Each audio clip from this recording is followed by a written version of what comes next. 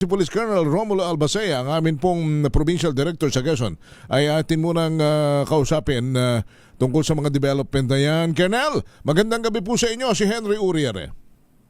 Magandang gabi, Kuya Henry, at sa lahat ng tagapakinig ng iyong programa. Apo, congratulations. Yung mga nanloob doon sa convenience store sa San Juan, tama ano? Hindi umubra sa mga Police Quezon, lalo dyan sa Chaong, San Antonio area, tama ano?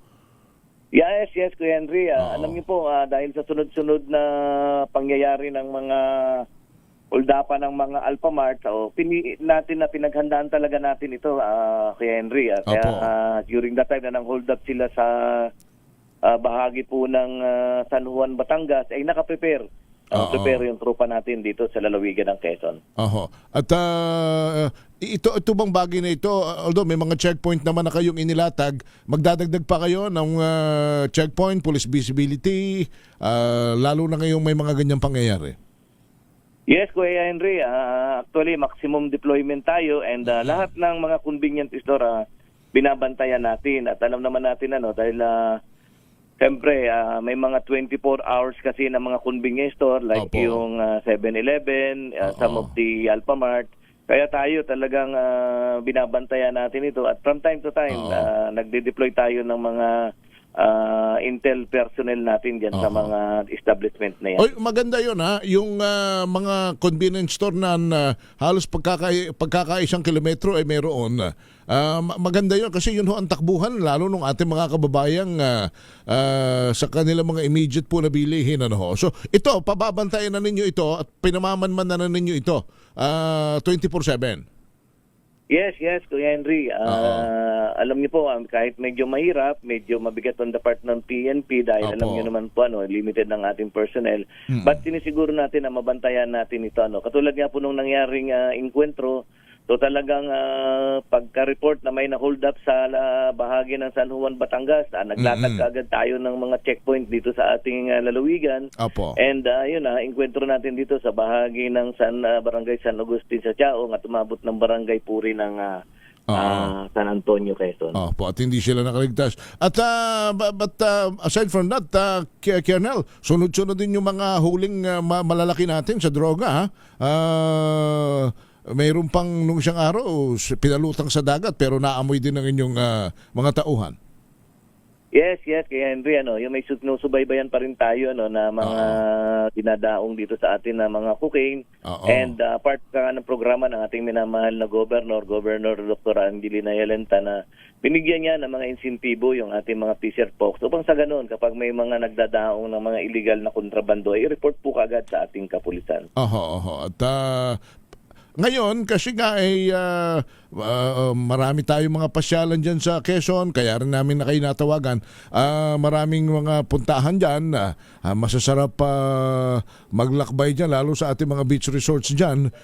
Yung seguridad para sa kanila pong paglalakbay, sa kanilang pagpamamalagi sa Quezon, nakatitiyak naman, Colonel, na you're on top of the situation.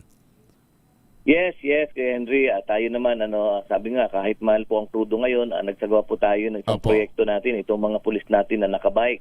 Upang sa ganun, magamit pa rin natin itong ating mga pulis sa pagrurunda, pagpapatrolya, especially itong mga tourist destination natin. Alam mo, meron tayong mga tourist destination din dito sa ating lalawigan. Maganda ang beach resort natin dito. Nandito yung Villa Escudero, nandito yung Kamay ni Jesus na laging dinadayo ng ating mga kababayan. At yan may mga bantayan, may mga para doon sa mga magpupunta, walang dapat ipangamba. Yes, may mga nakadeploy po tayong police and at the same time, nagtatulong na rin po ng atin pong LGU, ng mga barangay official. So yung mga force multiplier natin para makadagdag din sa puwersa ng kapulisan. Pati mga highway natin, bantay sarado sa mga masasamang loob. Yes, Kuya Henry. Yung mga mobile natin nakadeploy yan sa ating in case na kailangan ng assistance ng ating mga biyahero. Alam niyo po, nagitaan po kasi yung lalawigan ng Quezon, yung po mga nagbabiyahe coming from the Mindanao, Visayas, and Manila going to Bicol. Yun, kaya tayo, may mga mobile tayo nakadeploy sa ating mga national highway. Nabanggit niyo pala yung mga motorista sa pagtaas po ng gasolina, may mga tumatarget din sa mga gasolinahan at saka of course sa ating mga commuters, sa mga lalo yung mga pampublikong sasakyan, ano po naman ang inyong mga ginagawang measures para doon? So tayo naman ko Henry, no? Sabi ko nga kanina, tayo na ang deployment po ng personnel natin talagang minamaximize natin, may Opo. maximum deployment of our personnel, and we are all still focusing yan sa mga convenience store, financial establishment, and lahat po ng pwedeng pag-interesan dahil sa hirap ng buhay ngayon, yung mga gasolinahan natin. So diyan na natin pinapatambay yung mga mobile natin, lalo na yung along National Highway, upang sa ganun masiguro talaga natin na especially yung mga pumapasyal po sa lalawigan ng Quezon ay ligtas. Alright. Colonel, ang inyo po uling mensahe, assurance sa ating mga kababayan at sa mga gusto pong magyaot pa rito sa lalawigan ng Quezon.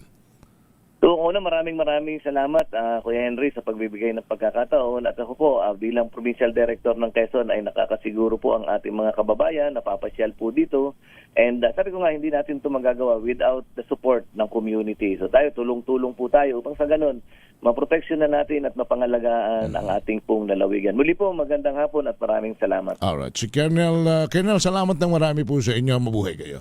Si Police Colonel Romulo Albacea, ang amin pong Provincial Police Director sa lalawigan ng Quezon.